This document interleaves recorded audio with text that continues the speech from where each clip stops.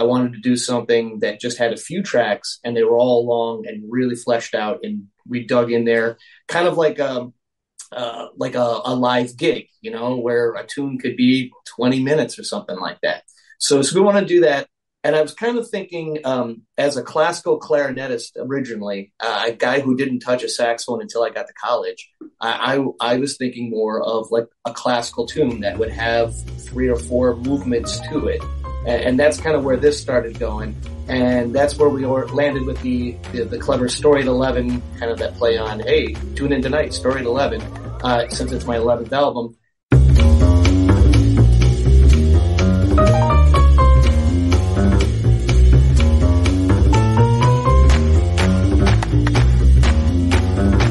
It's Mike Jaffe for Chicago Jazz Magazine, ChicagoJazz.com, and welcome to another episode of Around Town. Today we've got saxophonist Sean Maxwell. He's got a brand new release, Story at 11. He's got a release party coming up April 14th at the venue in Aurora. This is his 11th recording. Of course, we've had Sean on. He is not a stranger to this show, but we haven't done it in virtually. We did virtually one time, I think, but he's been down to the hot dog stand. So he's one of the originals. We all love Sean Maxwell. So Sean, thanks so much for being here and congratulations on this great recording. First of all, thanks for having me, man. It's always a pleasure to be on here talking with you. I always appreciate it. It's always fun. Story at 11, it came out of 2020, the end of 2020, beginning of 2021, when we were just we didn't know what was going on. So like everybody sitting at home and just practicing and composing and figuring out what the heck's going to happen. Really, this album came about because my several albums before that were a lot of tunes, original tunes, but shorter length, anywhere from 1 minute to 3 or 4 minutes. It wasn't like a long one digging into it. And actually in the beginning of 2021, I put out an album that had almost 30 other musicians where we all recorded our parts at home during the pandemic. And it was a lot of tracks, but the longest track on there is 2.5, 3 minutes. So what I was thinking, this was going towards the end of 2021 when we started to record this, is I wanted to do something the exact opposite. I wanted to do something that just had a few tracks and they were all long and really fleshed out. And we dug in there, kind of like a live gig, where a tune could be 20 minutes or something like that. So we want to do that. And I was kind of thinking, as a classical clarinetist originally, a guy who didn't touch a saxophone until I got to college, I was thinking more of a classical tune that would have 3 or 4 movements to it. And that's kind of where this started going. And that's where we landed with the clever Story at 11, kind of that play on, hey, tune in tonight, Story at 11, since it's my 11th album. And what we did is I composed this thing in 4 movements. And each movement is a part in the journey of a story or, excuse me. I use hopefully I don't get sued by this. I use Wizard of Oz as kind of an example for it. Like the beginning appointment with, originally I was calling it appointment with wizard. Like we're off to see the wizard. This is the start of our journey. And then the second one, Eternal Rift, is where you get that first thing of oh man, this is kind of hard and this kind of sucks and I maybe want to quit this journey. And then Near Surrender is where you're at your bottom, you're that point in every Rocky movie where he's beat up and you're I can't go on. And then Answer Arrival is kind of reaching the end of that journey where you got through it and kind of resolves and ties it all together. And throughout all of those, it's each track is about 10 minutes long and we have a lot of improvisation in each, but I have a lot of composition that ties each track together, whether it be chord structure or time signature. And just, I don't know, it's one of those things that you definitely can listen to each track individually. It stands on its own, but when you put it together, at least in my thoughts, it tells more of a story that ties together. Well, it's interesting to me because doing it in movements, you probably could have broken a couple of these movements into 2 tunes, I would imagine, or something like that. But I like the fact because it listening to Eternal Rift, we were talking about it a little bit before, there's a lot of interaction going on. I know that you're staying within, chords and within the time signature and things like that. But there's a lot of interaction going on. And because the movement, you're not rushing to get to the end of a tune. I feel like it organically, unlike a lot of like recorded music, organically, it feels like it's a live gig because you guys aren't rushing to get to the end of everybody's thoughts. You're letting things breathe. You're letting things organically grow. And when you were in the studio recording this, you must have like 5 or 6 takes of each movement, I would imagine, or I don't even know how you would put it together. Or do you just do it all at once and just say, let's just do this movement today? And you just play it and just let everything just flow. Because there's no way to go back and do overdubbing or any of that on here. This is like true playing, I think, right? Yeah. Well, first of all, we decided we wanted this to be like a live gig. And we wanted to approach it that way. So the first thing we did, we recorded at Electrical Audio, and we decided no headphones. We're doing this all live in the room, and we were just in like a little kind of box circle facing each other. And so that right there made it more, at least for me, I hate wearing headphones and improvising. It just, it felt more like a live gig, which feels to me more natural as, no offense to recording with headphones and everything, but it just felt better. And, excuse me, we don't have a lot of extra takes. There were a few, but we got what we wanted, if not on the second or third take. We just kind of went in. We knew we recorded it in order because I wanted just us to feel that even when we're recording that. I know maybe saying that out loud, that sounds kind of pretentious. No, it makes sense is what it sounds like. It sounds like it makes sense because you're building on each movement. It'd be like like when they shoot movies and all of a sudden they shoot the end of the movie. The first scene is like the end of the movie. It's like, well, okay, I don't know how everybody adjusts their brain, but if you're trying to be creative and play this kind of music, it makes total sense to go from 1 to 4, right? Yeah, it did. And at the end, we were spent.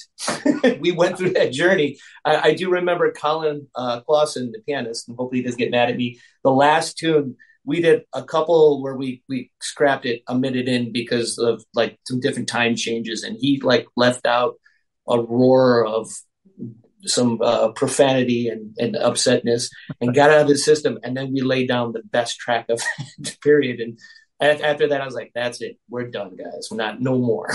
So did you do it? Did you do it in one day? Is that how you went through it? We did. We spent one day at Electrical and just kind of recorded for, taking breaks and stuff. But I think it was overall, we were there, started recording to end, it was about 5 hours or so. Wow. Okay. Not straight breaks and everything, but. Yeah.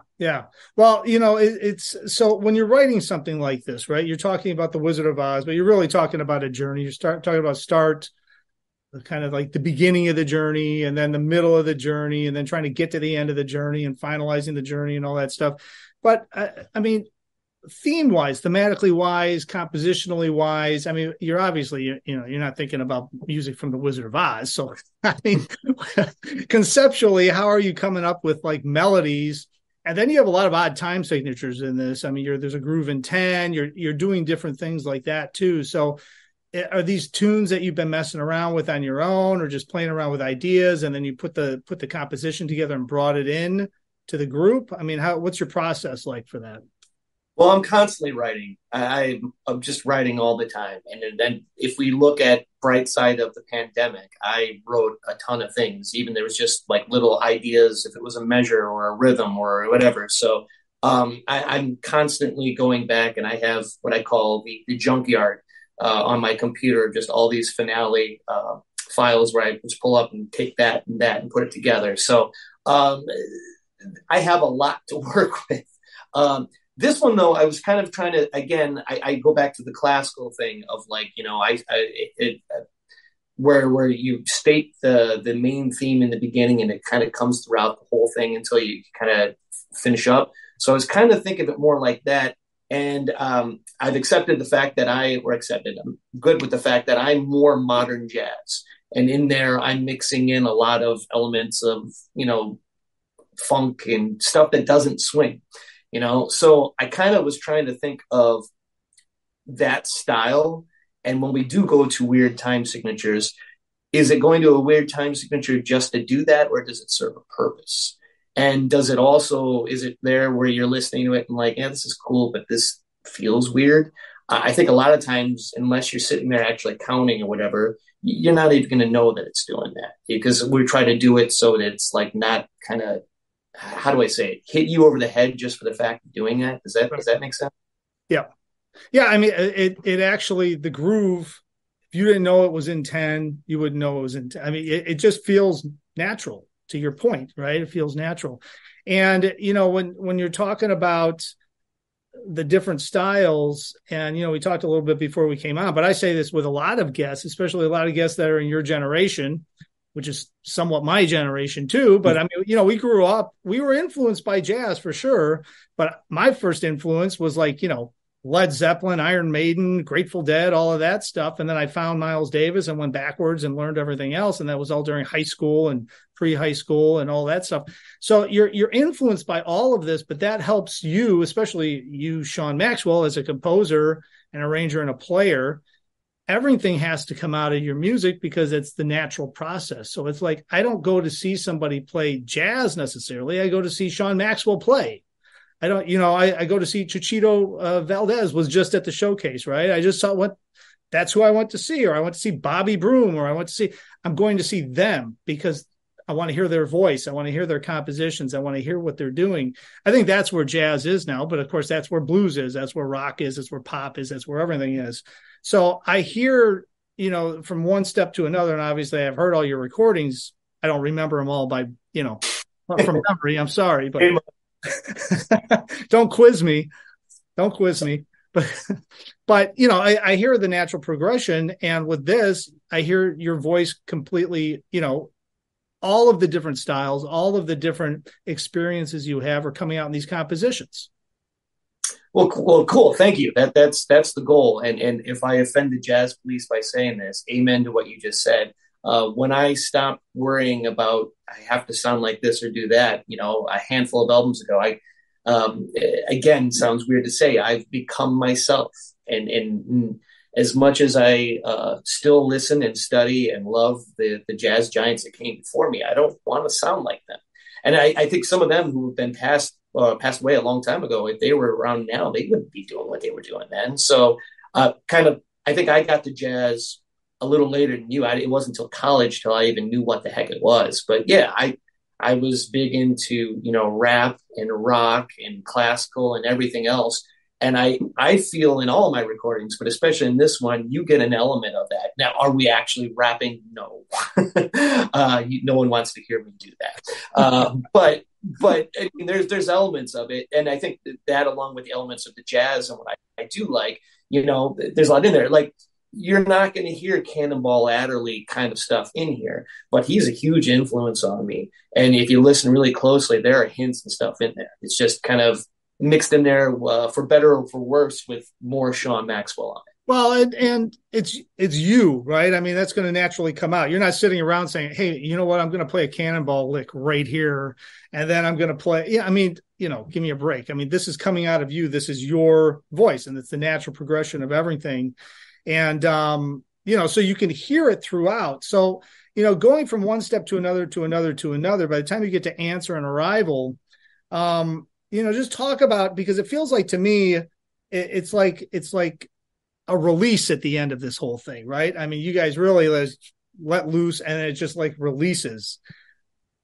Do you perform this live, and how difficult? Because I know you've been touring and stuff, you're playing these tunes and you're playing them live, and every night has to be different, but it's also got to be changing every night since the time you recorded it, right? Because you're just getting more and more. There's more ideas flowing, I'm sure, and it's just more and more interaction happening. I mean, how has this changed since the last time you recorded it to now? Well, like you said, every tune evolves eventually. The good thing is this core group that I've been playing with, Colin Clausen doing keys, Michael Barton on bass, and Greg Essick on drums, we've played a ton together, like even leading up to the pandemic. And in the last year and a half, 2 years, we've been on the road quite a bit, which is awesome. So it's never the same, but it's hard to explain. We've just got a good core together where we're just great with communicating with each other, like not, hey, we're going to do this and do that. We're just playing and following wise. I mean, so it's evolved a bit, but it's still the same. And of course, like anything, like you said, if we're playing it the exact same way every gig, something's wrong. Oh, yeah. Yeah, it's then there's no spirit of jazz in there. But I don't know. I just think the group is so tight now because we've done so much and we just know how to communicate each other on all of my stuff that it's pretty similar every time, if that makes sense. It makes a ton of sense. So I should mention you've got the CD release coming up April 14th at the venue in Aurora. Of course, tickets will be at SeanMaxwell.com. I'll just send everybody over there. The new release is on SeanMaxwell.com. And you know what, man? This is exciting. You just keep turning out great music and cranking along. I'm sure there's going to be dates being announced after the release show on April 14th. So we'll stay tuned for that. But man, congratulations on this. And it sounds wonderful, man. It sounds wonderful. Thank you. I always appreciate it, man. So thank you for having me on. Everybody go check that out. And of course, as I always say, all things Chicago Jazz on ChicagoJazz.com. And until next time, hopefully I will see you somewhere out on the scene.